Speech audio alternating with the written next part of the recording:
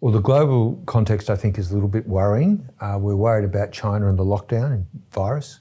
We're worried about Russia, and particularly what happens if the G7 stops all oil imports. I think they'll probably respond by cutting all gas. And I'm also worried the Fed is getting very aggressive. And so we're not saying it's a recession, but we are a bit worried that by the end of next year, the US economy will be very close to flatlining. On the domestic economy, I think things are much better. All our data is saying that after a slow start to the year because of Omicron, data has picked up really aggressively. So we're seeing the strongest levels of hospitality we've seen forever. We're seeing very strong business credit and business revenues.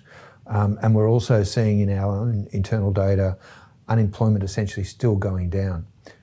As I look to the economy, so we're basically expecting to see the economy do really well during the course of the rest of the year. So overall, probably growth around 4%. We're seeing unemployment getting very close to 3.5 soon. It's already at 3.9, and I think it'll keep going down. One of the main problems, obviously, is supply chain and also inflation. We don't see that going away anytime soon. So we have core inflation, which is currently 3.8, up to about 4.5 by the end of the year. Sort of stays at that sort of high level for a while, comes back down to something like 3% by 2024. On interest rates, which what everyone else is looking for, we see the Reserve Bank as moving moderately, but consistently. So they've done one May increase. We've got one in June, July, August. We've got another one in November. So we've got something like 1.5 for interest rates by the end of the year, and maybe topping out at around 2.5 in 2024. So that's a lot less than what the market's pricing.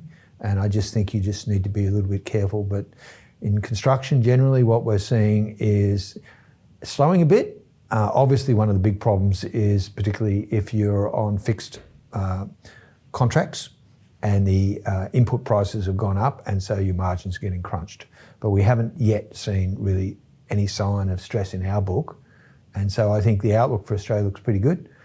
If I'm worried about a recession globally or a big slowdown, I'm not so worried about Australia. I still see growth of around 2% for next year, after 4% this year. So we do slow. Interest rates do have an impact, as does uncertainty about the global outlook.